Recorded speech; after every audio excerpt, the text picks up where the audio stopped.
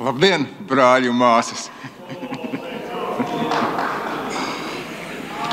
Es komisijā nepiedalījos balsojumā. Kāpēc? Tāpēc, ka mūsu ziņotāji nebija sagatavojuši pietiekami nopietnu analīzi, SWOT analīzi, ko te mēs iegūsim un ko mēs zaudēsim tautsaimniecībai. Bija vispārēji teksti pa nozarēm.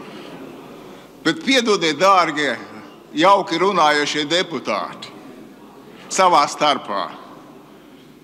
Mūsu nozare sastāv no pāris uzņēmumiem. Tātad mums jābūt skaidri saprašanai, ko mūsu uzņēmumi iegūs un ko mūsu uzņēmums zaudēs, slēdzot šo novienošanos.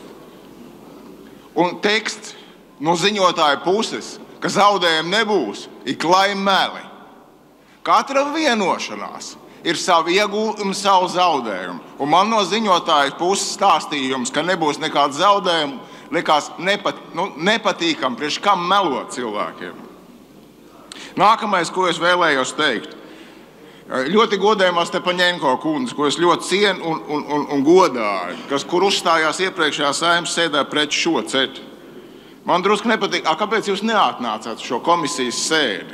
Es visiem jautāju, kā tad būs zaudējumi, un neviens man nevarēja pastāstīt. Jūs tik aizmīgi teicāt pret cetu, bet tā arī nevarat pateikt, kāpēc.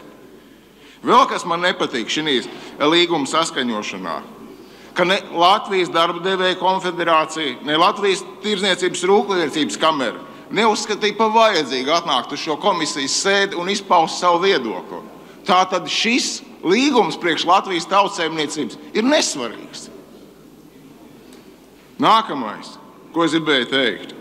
Manuprāt, no malas skatoties man kā uzņēmējam, mūsu valstī pateikt cept augšā līgumus pēc līguma pēc. Priekš kam?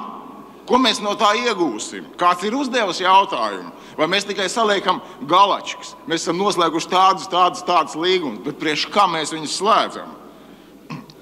Es personīgi esmu par līgumu par Kanādu.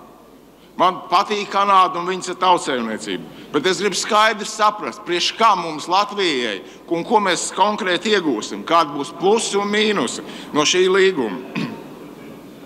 Un kur slēpjas, manuprāt, problēma?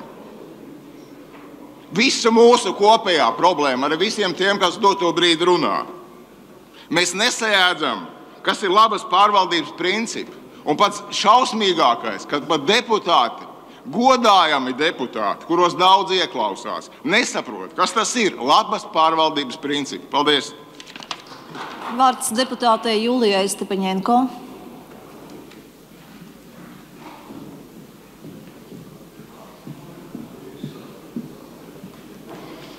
Augstgodājamais Saeima, godātie kolēģi, varbūt sākumā atbildot